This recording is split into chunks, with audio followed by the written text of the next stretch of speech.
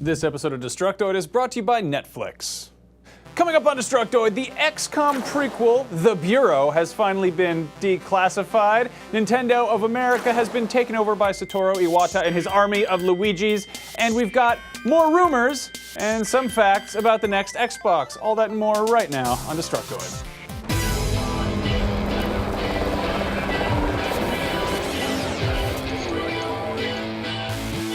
Welcome to Destructoid. I'm Tara Long. And I'm Max Scoville. You forgot the live in the intro. I don't know. How are people going to know that we're live otherwise? How do they know that we're alive? Hey guys, I drew the picture for today's show. Apparently I showed up late to think, in addition to He was late to rehearsal, so I had to step up and be the man here. Well, I had to step up and draw a picture of Tara barfing. So why don't you guys in the chat, if you're watching live, why don't you just in the chat vote on whose picture is better? That's a banana. It looks like you're feeding a leaf. It's a banana, like and I'm feeding him a leaf. I am. You feeding are him actually a leaf. feeding him a leaf? Yes, I am feeding him a leaf. Well, I guess that actually conveys the information visually. Exactly. So it's Friday, if you didn't know that, and because we love you, we've got a big pile of codes to give away. The first set are Steam codes for Fear 3, or as it is nobody referred to it, First Encounter Assault Recon 3. I had to look that up. Yeah. The game is a couple years old, but it is guaranteed to make me and other sissy babies like me poop in their pants because it's scary. And if you want to win this scary game, all you have to do is tweet, "I'm watching" at Detoid Show, live on youtube.com/Detoid for a chance to win Fear 3 on Steam. And we will randomly select 3 winners at the end of the show. And you have to be following us to win, and you have to have a super cool screen name. Yep. But wait, there's more. You are forgetting, Max, that we also have codes for Penguins Arena to give out. Penguins? Yes. This game is also a few years old, but there's cute little penguins sliding around on their little tummies. Will this game make me crap in my pants as well? Yes, but in a very different way. Good. I don't know what that means. So we're going to have our YouTube dominatrix, Nick Robinson, drop those codes in the chat. So pay attention, people. And also big thanks to Greg from Australia for sending these codes over. Cute game. All right, on to the news.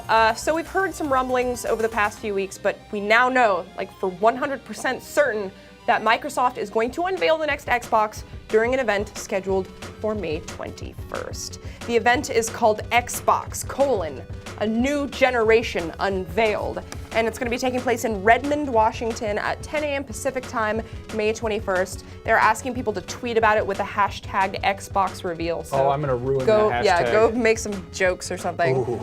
Those of you who cannot attend, which is everyone, I assume, they will be live streaming the event both on Xbox Live and on Xbox.com. And of course, we're going to have an episode up that day since it's on a Tuesday, summing everything up for you.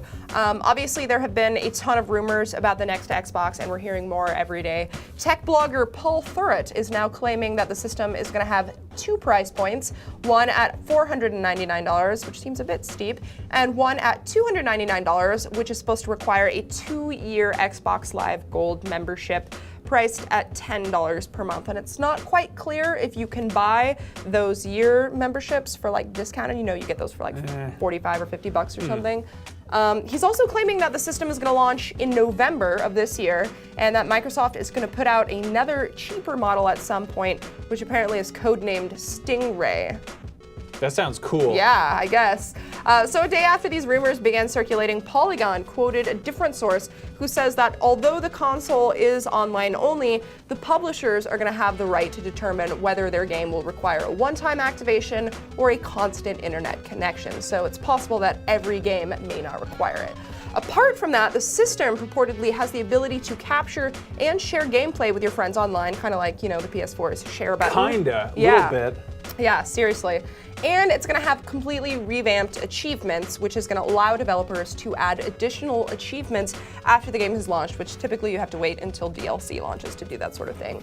Now, Microsoft is apparently also toying around with the idea of several different other kinds of achievements, including community-wide, which you earn by helping out with, say, like a large weekend challenge or something like that, as well as cross-platform achievements with, say, something like an Xbox companion app, maybe on your iPhone or something.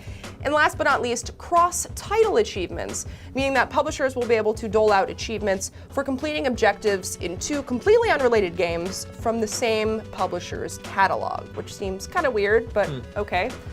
There's also going to be no limit to how many friends you can have, so say goodbye to that 100 friend cap bullcrap. And players are going to be able to follow other users. So instead of like the two-way friendship, instead of the Facebook way, basically they're going the way of Twitter, where you can just follow somebody and they don't have to actually confirm you as a friend. That's cool. Although I guess you can do that on Facebook now. So. Yeah.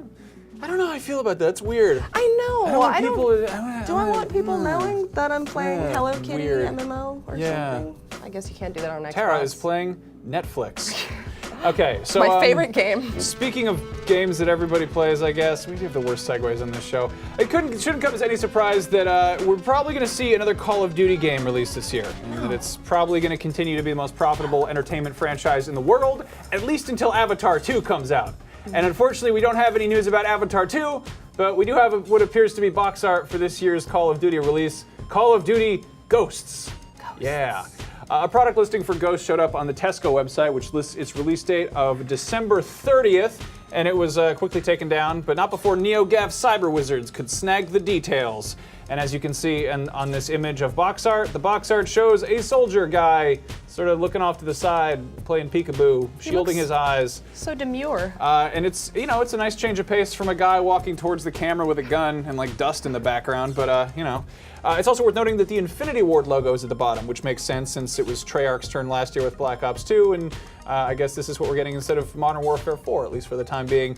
Now, box art magically appearing on one site could just be bunkum, but another mention of COD Go showed up in a Target flyer, which promises $10 off any game over $50 except for Nintendo Land, oddly enough. Boy, they really do not want to sell copies of Nintendo Land. Yeah, apparently. This is when customers reserve Call of Duty Ghosts, which is apparently going to be available on the November 5th of this year. Now, if the December 30th release date on the Tesco website struck you as odd, it's a pretty good chance that's just a placeholder, and considering that a Call of Duty game has been released in the first half of November every year since 2007, I think November 5th is a pretty safe bet. That's kind of Call of Duty week. What's Call of Duty Ghosts about? Well, that's a good question. I don't know. According to internet rumors, there will be an announcement on May 1st, though. I don't know about you guys, but I hope it's about actual ghosts. Who are you gonna call of Duty Ghosts? May 1st is during a sports match of some sort, I'm told.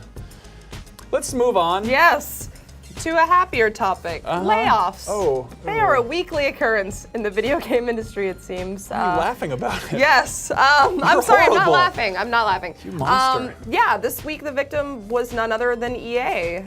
We received word yesterday that the company had laid off up to 10% of its 9,000 employee workforce due to restructuring. This includes a few different studios. One is PopCap's Vancouver studio, as well as Quicklime Games, who developed the PC-exclusive Need for Speed World back in 2010. And, interestingly enough, EA Partners, the publishing arm dedicated to handling all of EA's third-party games. Now, EA refused to comment on exactly how many people were affected in which departments, but they did release a statement saying, quote, "In recent weeks, EA has aligned all elements of its organizational structure behind priorities in new technologies and mobile. This has led to some difficult decisions to reduce their workforce in some locations. These are hard but essential changes as we focus on delivering great games and showing players around the world why to spend their time with us." Because we're heartless. Yes. So the closure of EA Partners is probably the most befuddling part of this whole thing, since it involves companies outside of EA. For example, Epic Games, who published Bulletstorm under the EA Partners label back in 2011. It's also what brought the Crysis series to market, Kingdoms of Amalur, which maybe we shouldn't rehash that one. Rock Band, Left 4 Dead, Portal 2, tons of games, and more recently Fuse, which isn't even set to release until the end of next month. So sources say that the games that are in development right now, which include Fuse, and also that unnamed shooter from Respawn Entertainment that I talked about on one of last week's shows, those are not supposed to be affected by this closure, which means that there is still a good chance EA is going to publish third-party games, and it may just be handled through another branch of the company. I guess that's what restructuring means anyway. Either way, none of this is particularly great news, but we can expect EA to shed a little bit more light on May 7th when they release their fourth quarter financial reports, which should be very interesting. Woo! Financial reports! Yeah. Man, I sure love video games. Let's talk about more financial reports. Yes. God damn it. Okay, last week Nintendo's Nintendo Direct got us all excited about what they were going to have at their E3 press conference this year, and this week, yes, he has bananas. And this week we got some news that took everybody by surprise, and it's Nintendo's not going to have a press conference this year. Nope. Now hold on, calm down, take your head out of the oven, don't set yourself on fire and jump out the window. This doesn't mean Nintendo won't have any kind of presence at the show. They just aren't going to be taking the same approach to peddle their wares that they, have during previous years.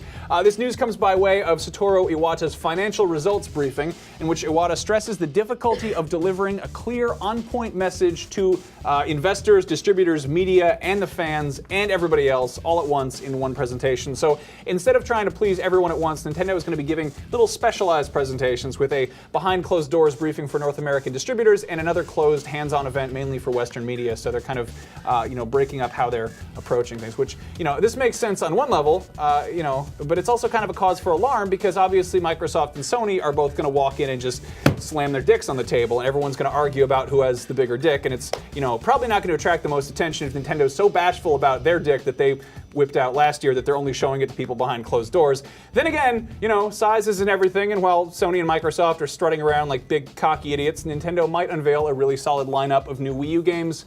Who knows? Who knows?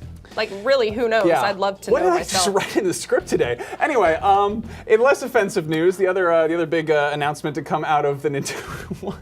I have no idea what's Our producer happening. is yelling at me for writing that in the script. The other big news to come out of the financial results briefing is that Satoru Iwata is now the CEO of Nintendo of America, taking over from Tatsumi Kimishima. According to the report, the move will support the company's unified global strategy, allow streamlined decision-making, and enhance Nintendo's organizational ability in the current competitive environment. So Reggie cute. Fils-Aimé will continue in his role as president and COO of Nintendo of America, reporting to Iwata and probably being in a lot of funny memes on the internet.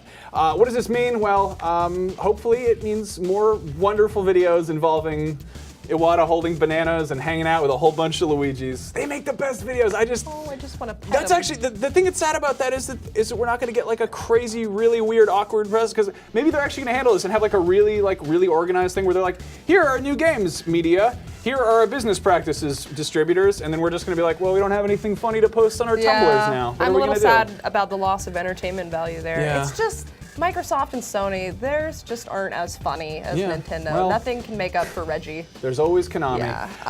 But this seems like a smart decision on their part. Yeah, They we're just gonna- released a console. They're just trying to get games together for it. We're going to talk about actual games when we come Yes. back, but first let's take a word from our Yes, sponsor. speaking of games, you know how sometimes it's fun to just take a break from games sure and do. like lay down on the couch and eat a couple dozen bags of chips and just space out? Of course you do. That's why Netflix was invented. With Netflix, you can stream unlimited amounts of your favorite TV shows and movies straight to your home without the need for an expensive cable bill. Almost every internet-connected device has Netflix now, so whether you've got a PS3, an Xbox 360, a Wii U, a Wii, a smartphone, an iPad, a PC, a Mac, it does not matter. You can start streaming right away. If you don't have Netflix yet, just head over to netflix.com/Destructoid and we will hook you up with a free week so you can try it out. And remember, Netflix is also available overseas. So if you live across the pond, just hit up netflix.com/Destructoid and it should redirect you for your home country. Yeah, Netflix is Tara's favorite game. It really is. I play it so Yeah, much. It's a good game. Actually do. She has platinumed her Netflix on her Yeah. Xbox 360. That doesn't make any sense. Okay, so enough about the businessy, Boris business news, but let's talk about some spacemen. Yes. Remember that rumor about how XCOM, the reboot, was going to get announced, the one that got announced back in 2010, and it was going to get rebranded as the Bureau? Remember that? I guess we sort of talked about that. We keep been talking about this since 2010. So well, it looks like the rumors are true, and today we've got a live-action trailer to show us what the game is going to look like, and if it was a really slick music video. It's a live-action trailer, and we also get some details and some screenshots. But just to get everybody up to speed on what this game actually is, this is The Bureau, XCOM Declassified. It is a third-person tactical shooter. It is slated for a full retail release on PS3, 360, and PC with a $60 price tag and a release date of August 20th of this year. And since XCOM Enemy Unknown already successfully rebooted the franchise, this game is really just kind of going to be like an origin story, kind of a prequel. The Bureau is set in 1962, with players taking on the role of intelligence agent William Carter, who sort of starts out investigating Soviet Cold War stuff and then eventually gets tangled up with aliens, obviously. Now, for people rolling their eyes and wondering how is this XCOM, there is permadeath and there's a heavy emphasis on strategy. Players can direct their squad mates who can die, and they will stay dead once they're killed. And of course, running into battle just guns blazing like an idiot and trying to shoot everything in the face, that probably won't get you very far. So you'll actually have to use your head if you don't want to just get completely creamed. You'll have to like kind of order your dudes around, and you'll have to upgrade your equipment. And there's a whole emphasis on kind of going back to the XCOM base to research new equipment and upgrade your shit. Now, considering the Bureau's lengthy development and its various transformations, and the fact that I think it's been in the works for like 8 years or something. I could be wrong, but I'm a little bit cautious. It's gone through a lot of different studios, but if what's being said about the game turns out to be true and it plays like a more action-oriented version of Enemy Unknown, I am like totally down for this. Hey, speaking of Enemy Unknown, you guys remember that multiplayer video we did last year where I teamed up with Jake Solomon from Firaxis, who's XCOM's lead designer, and our producer Zach buddied up with the game's producer, Garth DeAngelis, and Jake and I just mopped the floor with their asses, and I wore a cool vest. You guys look so young back then. Yeah, it was a long time ago. Back when I was in the wars. Well, a while back, we had a rematch. It was actually during GDC. It's been a while. It took us a while to edit this. Look at that great. Look at the lens on that camera. I look so handsome. So does Jake. But the video's over up on Rev3 Games. So if you're into XCOM, you should probably go watch that because we had a blast making that. We have fun. We just drink beer and we play XCOM with each other. But yeah, go check that out. It's funny how that game went from looking really shitty and terrible to pretty good, actually. Actually, Flint Mech, our friend Ben, had a comment about it. He said a live-action trailer is literally the worst way to unveil a game that's been in development hell for 3 years. That's actually a really that's true. Agree. Yeah. And I'm wondering if maybe it's because the game doesn't look so Well, there were some screenshots that leaked. I think it was the first ones that showed it off as third person. And they leaked and it looked super, and I think we heard somewhere around there it was gonna be like a downloadable title, and we're sort of like, it looks really like graphically not impressive. Apparently those were kind of unfinished screenshots or something, but that I mean, in the comparison to the other XCOM game is like, you're not really doing yourself many favors there. I really don't. I mean, the one thing I'll give them credit for is that calling it the Bureau does kind of give it some breathing room from XCOM, so there's not going to be any confusion where with like, The Walking Dead, for instance. Let's see. Miwo88 says, are Nintendo okay? I kind of feel like they're going to go out and get some cigarettes soon and never come home. That is entirely possible. We may never see Reggie Except again. Nintendo doesn't smoke. They'd go out to get a bunch of bananas. They'd be like, we're going to go to the banana store and go and get the bananas. Isn't the rate of smoking higher in Asia?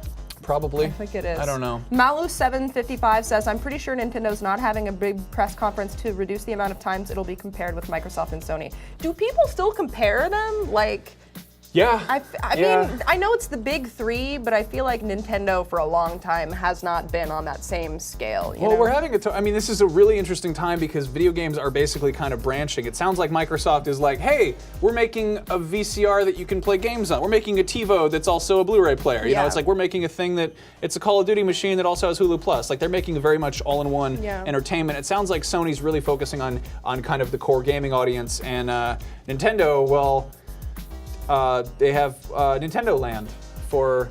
I will say this about Nintendo. They're a much more self-aware company than Microsoft, at least. I don't know about Sony is pretty good at that sort of thing, but Microsoft just like constantly deflecting questions and never admitting anything, never giving any comments. Like it's not doing much to help Nintendo, I mean, they're kicking ass with the 3DS. Like that thing is just, they're selling that like hotcakes. Yeah, I think they realized that that's sort of what's gonna... That's their strong suit. It wouldn't surprise me if the Wii U was their last home console. You know? I wouldn't be surprised everyone's either. kind of muttering about that. I feel like they could just focus on handhelds and do really well with that. Oh, easily, yeah. You know, I feel like they could dominate the handheld market if they wanted to, even with mobile phones now. Yeah, but that's the thing is you don't necessarily want to buy your 5-year-old a mobile phone, but like you're like, oh, a Nintendo device, like kids love that shit. Here you go. Pink. Yeah. Have a present, kids. Yeah. Here, turn over a new leaf. It's Animal Crossing. So mommy Crossing. can drink. That's what I would do if I were a parent. Oh, well, good. So let's see. We've got some contest winners in here. No, wait. Okay, I don't know what's real. Okay, real contest winners. Nick, our guy who's running the chat, is writing down fake winners because he's stupid. For us to Oh, maybe those were for the other one. Okay, well, so the winners of Fear 3 are, these are your Twitter handles, Chris Liker, Scramus, and JJ Park 72091. And let's see, people in the chat who want a copy of the Penguin game is Casual Gamer 69. Oh, that's why that handle was taken. I wanted that one. I feel like Nick is screwing with us right now. I don't know. Casual Gamer 69, congratulations on your penguin game. I hope you enjoy it. Wow. All right then. Yeah. I believe that is all the time we have for today's show. We have fun, don't we? We do have We fun. have a good Fun time. is a good word. Whose for what picture we was have. better? Mine was better. Are there votes on that in the chat? No. Nick? Nick, tell me in my Nick is- ear whose picture was Nick better. is going out of his way to not do his job. I don't think he's keeping track of our democracy of art here. He Nothing. has Anyway, not answered. you guys watching this not live, the recorded version, tell us, let's do the upvoting comment of the contest with the picture. Whose is better? Yeah. Yeah. Me? Like this comment his because piece of Max shit. Pictures comment rule. Anyway, you guys, as always, you can follow us on Twitter. I'm Max Scoville. She's Tara Longest. The show is Detoid Show. We continuously post things on there. The Destructoid Show is also on Facebook, and weird behind-the-scenes videos get posted there, and they're very strange. Yeah. You should go like that on Facebook. That's facebook.com/Detoid Show. We're gonna be back here on Tuesday for our usual thing. In the meantime, we love you very much. Have a safe and cool weekend, and you should wear a backwards hat and eat some pizza while you're on a skateboard. So many waves.